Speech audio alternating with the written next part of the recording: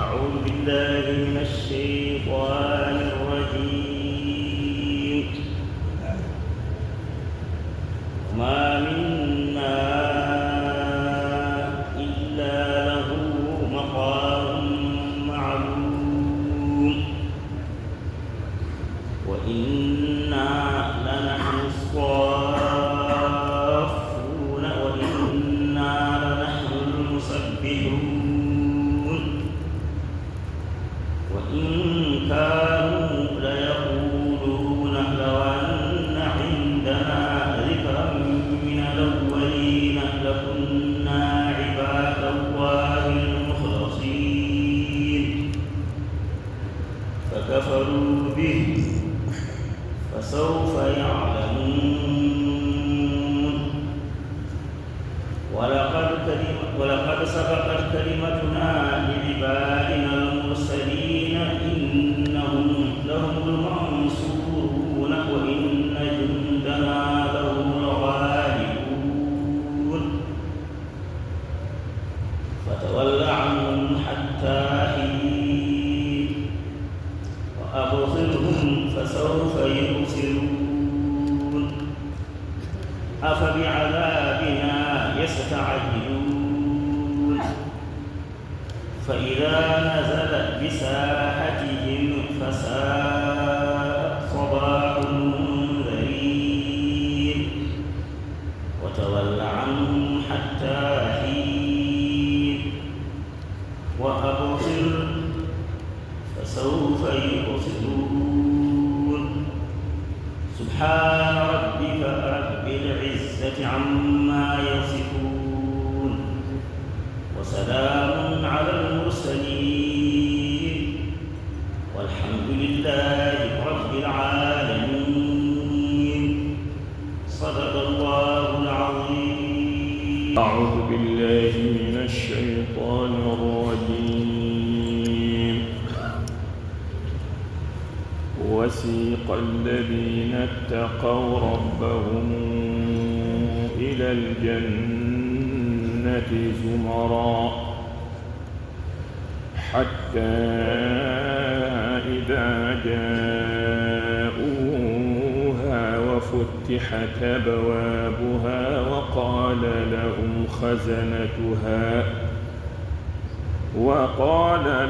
خزنتها سلام عليكم طبتم فادخلوها خالدين. وقالوا الحمد لله الذي صدقنا وعده وأورثنا الأرض نتبوأ من الجنة حيث نشاء فنعم أجر العاملين. وترى الملائكة حافين من حول العرش يسبحون بحمد ربهم وقضي بينهم بالحق وقيل الحمد لله رب العالمين. صدق الله العظيم. الحمد لله رب العالمين. الحمد لله رب العالمين. إن جتي الله سبحانه وتعالى موجر لأودني إن وروني دم إتير من إسير بمودم حايتي شيخنا أحمد التجاني رضي الله تعالى عنه حايتي نلاد الله صلى الله عليه وسلم وي إدم هبري برال الله إموجرنم إنيرم ديرم إدوكال مودم إنجتي مهين إن باوا يتدمو نو أفتي يتريد كل ذا إنجتي فتبادن إنبي الحمد لله رب العالمين. قال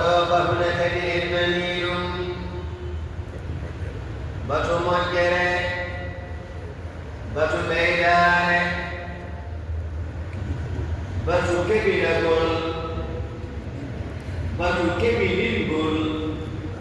alhamdulillahi rabbil alamina kamɓe nganndi haalaaji maɓɓe ɗi to ɓe kaalata ɗum to e no ɓe kaalirta ɗum ni kono nande ɗum nde ko moƴƴere wonande nannaaɓe ɓe nanɓe ɗum ina piɗi ɗum ina jaɓi ɗum ɓe ina jaɓi ɗum ina ngoonɗiri ɗum ko moƴƴere mawnde wonande ɓe enen noon eɗen jaɓi eɗen piɓi eɗen jaɓi eɗen piɓi eɗen ngoonɗini yo Allah rokku en fandinde bijahi rasulillahi sallallahu alayhi wa sallama en ndewni ɗemɗe men ɗo rewni ɗemngal makko ɗo en miijiima en nanniyima en kaali en golli o wi en keɓiina kay alhamdulillahi rabbil alamina to keɓɗen ko yo Allah rokku en fandinde bijahi rasulillahi sallallahu alayhi wa sallama o wi heddi ko hande ko ñalawma juulde golleeji poɗɗi waɗeede heen ɗi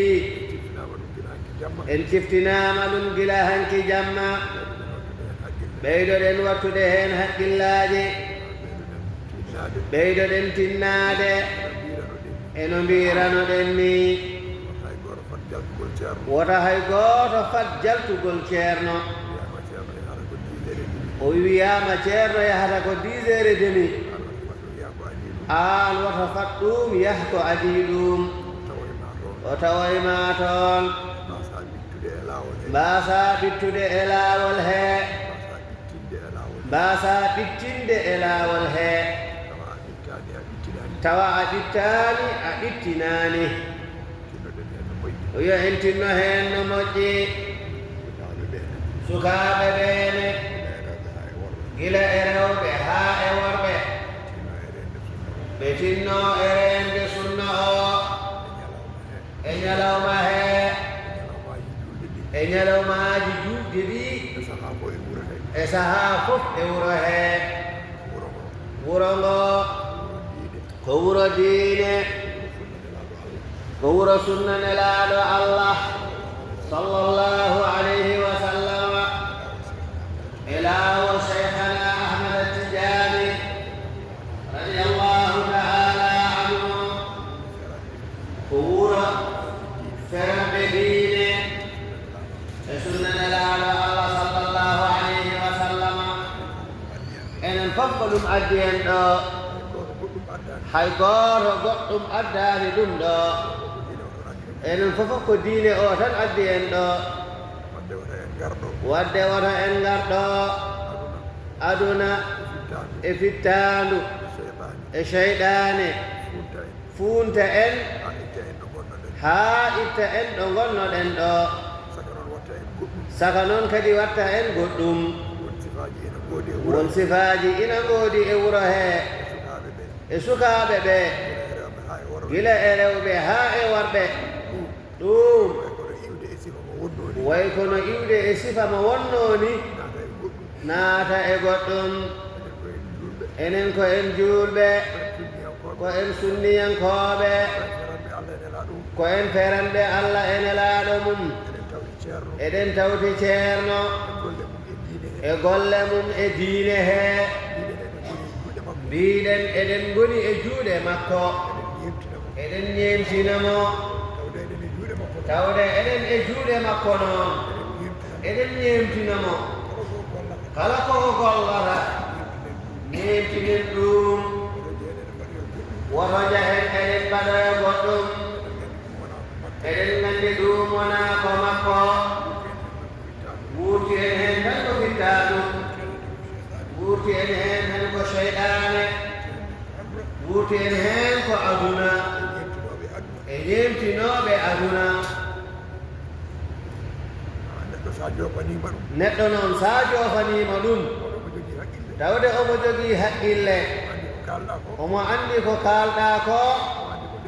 omo anndi ko deƴƴuɗa ko eɗen nganndi de sifaaji men e wuro hee ko goonga min jiilaaki min jahaani min jii kono habaruuji kam ina tawa min ɗo min ngoni ɗo min toppitoo kadi hamin ngannda habaruuji ɗi ina celli wonko waɗatee e wuro hee e sifa beleeɗe fittaandu ɗum de wonaa ko ceerno yaaɗaani kadi e biiɗo ko e juuɗe ceerno woni yooɗaani ŋarɗaani faɗɗaani ŋarɗaani faɗɗaani aɗa yiɗi allah e nelaaɗo mum sallallahu alayhi wa sallama aɗa yiɗi cheikhana ahmada tidiani radiyallahu taala anhu aɗa yiɗi ceerno ko goonga e ma o wi yikko ceerno yikko woto yikko o yiɗaa tawde giggol ngol kay ko goonga e ma wa amma noon sa ñemtini aduna e aduna no yaarata eno gollirta wona aan ko ɗum jeeɗɗa ɗum gonɗa e ñemtinde tawa noon ko ɗo kadi e wuro hee ina luutondiri e ko kaalɗa ko ina luutondiri ko foti yiyeede e maako madinanajo kam ko foti yiyeede e ɗum ko ina annda ko luutondiri e ɗum fof ɗum kadi ina annda ɓeydoɗen wattude haqqille ndenen sunna o worojaɓen pittaali meɗen e aduna no gollirta e no yaharata woro ñemtinen ɗum ɗacciren aduna o e alhaali muɗum toppiroɗen diine men toppiroɗen sunna nelaaɗo allah sallallahu alayhi wa sallama gonen tijjaniyankooɓe gonen feranɓe allah e nelaaɗo muɗum moƴƴondirɓe jokkondirɓe wallondirɓe sabu allah e nelaaɗo mum sallallahu alayhi wa sallama e sabu barke cheikhana ahmada tijjani radiyallahu taala anhu ko yooɗi e neɗɗo ko hay so tawii ko feeñi ko ina yooɗa kono yoonnata ɗum